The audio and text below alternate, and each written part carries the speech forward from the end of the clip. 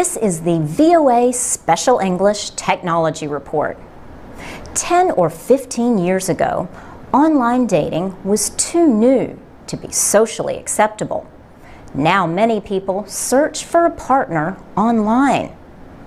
Online dating is different from traditional dating, where two people learn about each other in person. With online dating, people learn a lot about a possible partner before even meeting them. We spoke with Mario, who had recently moved to the city of Baltimore, Maryland.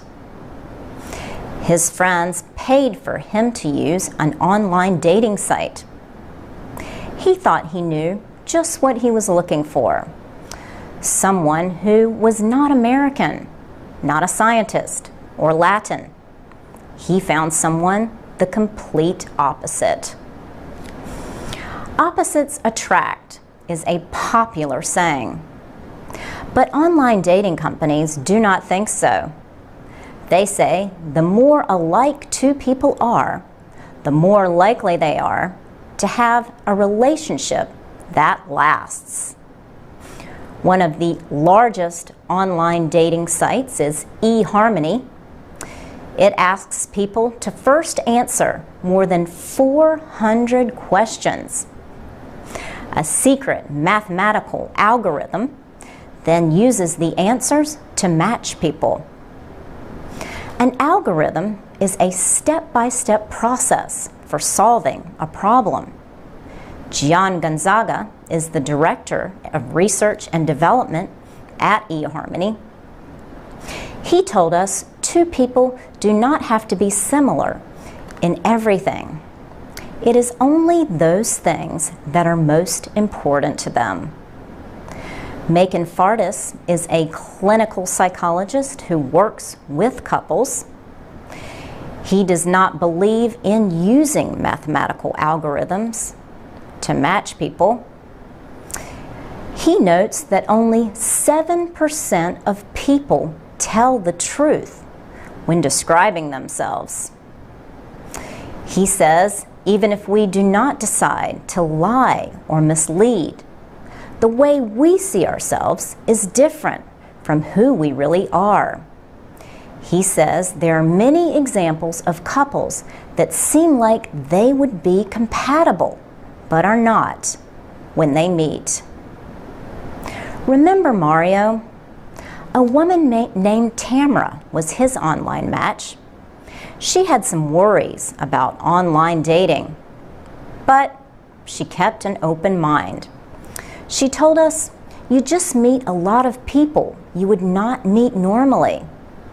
And if you didn't have a connection, you move on. At first, Mario worried that Tamara was too similar to him, but he suggested they meet for coffee.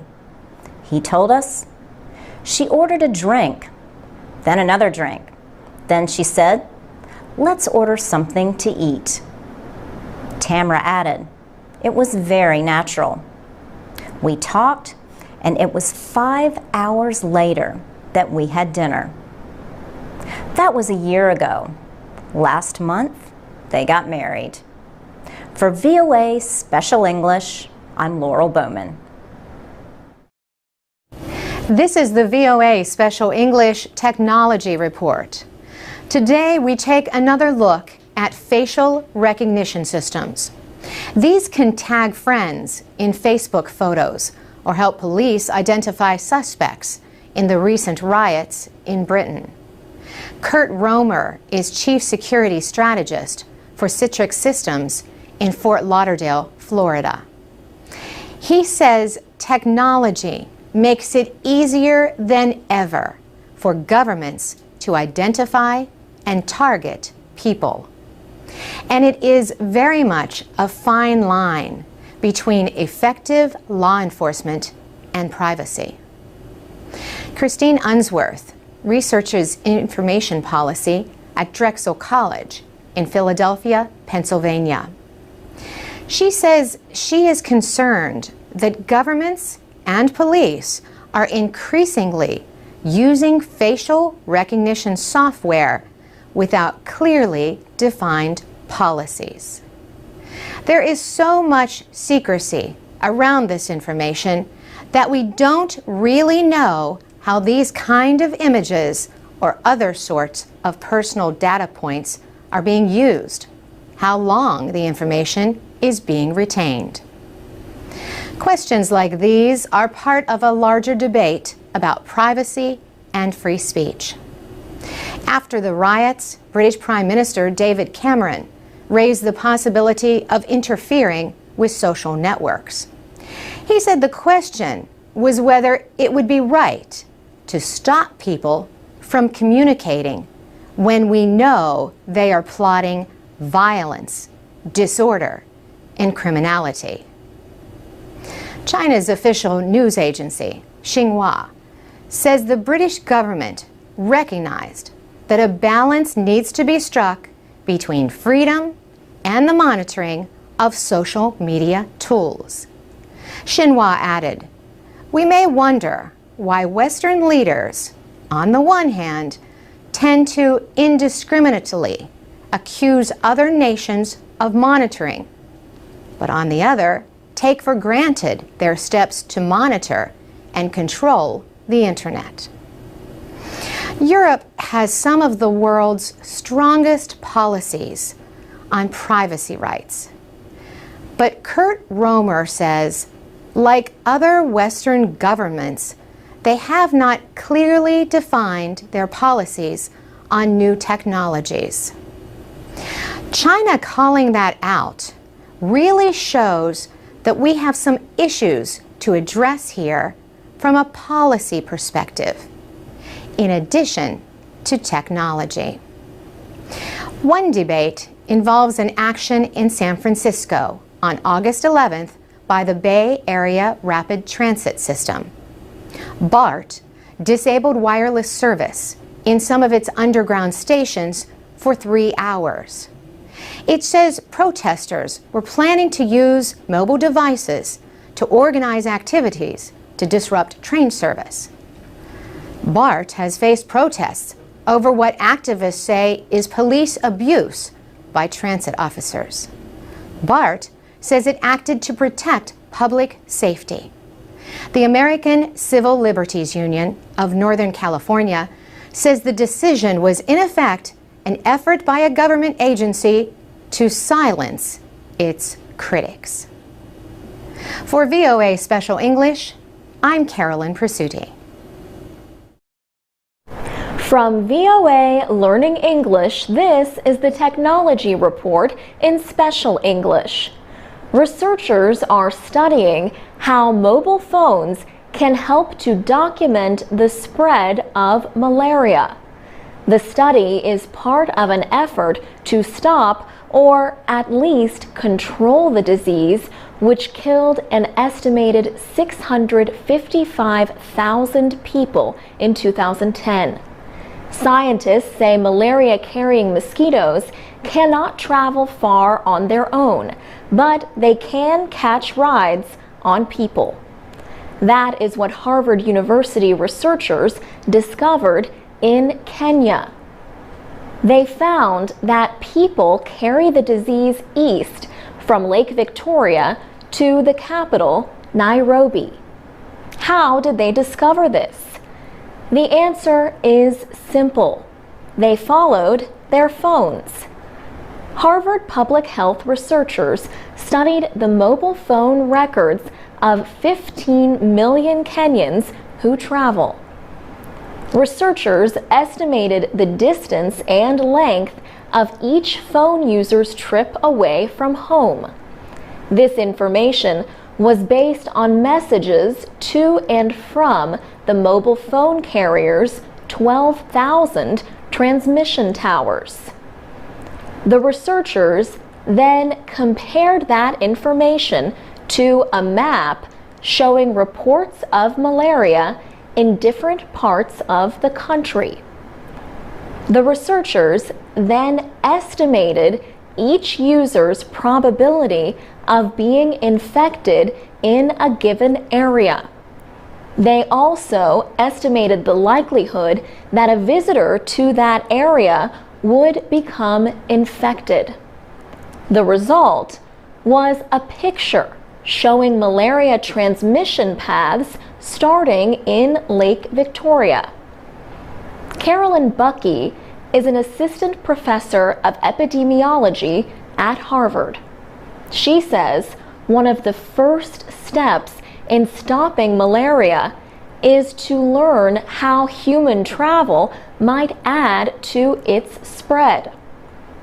Carolyn Buckey also says researchers are considering using mobile phone records in other areas to help identify malaria transmission paths. For VOA Learning English, I'm Alex Villarreal.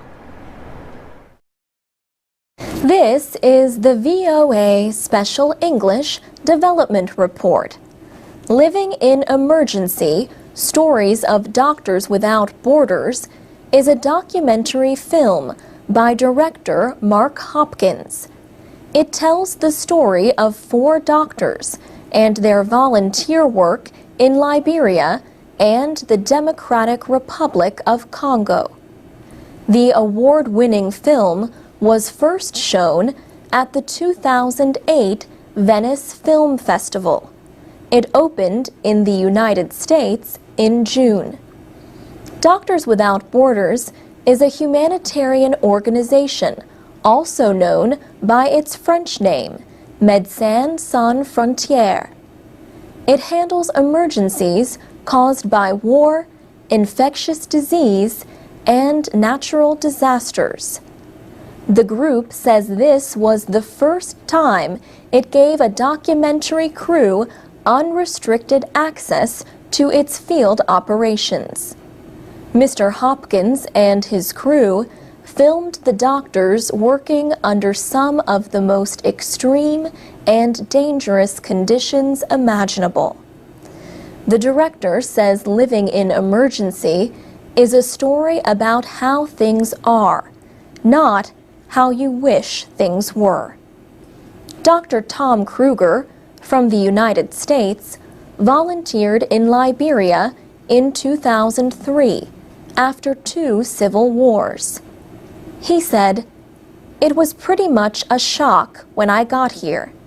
You can't describe the smells, the feeling of the heat on your body, and the sweat running down your back.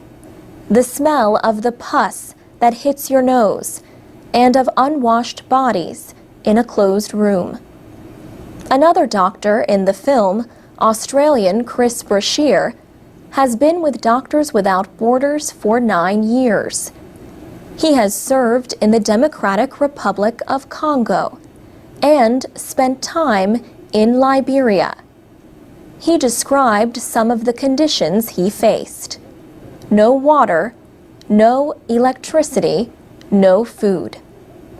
Doctors Without Borders was established in 1971 by doctors and journalists in France. Today, the group provides humanitarian medical aid in nearly 60 countries. On an average day, almost 27,000 doctors, nurses, and others work in teams of local and foreign aid workers. Dr. Chiara Lapora from Italy also appears in the film. She spent several years working with the group and told VOA's Penelope Palou that she will probably return.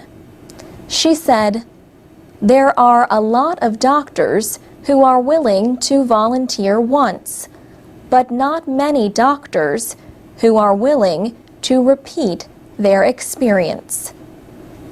Doctors Without Borders has organizations in 19 countries, including the United States. 90% of its money comes from private sources. In 1999, the group received the Nobel Peace Prize. And that's the VOA Special English Development Report.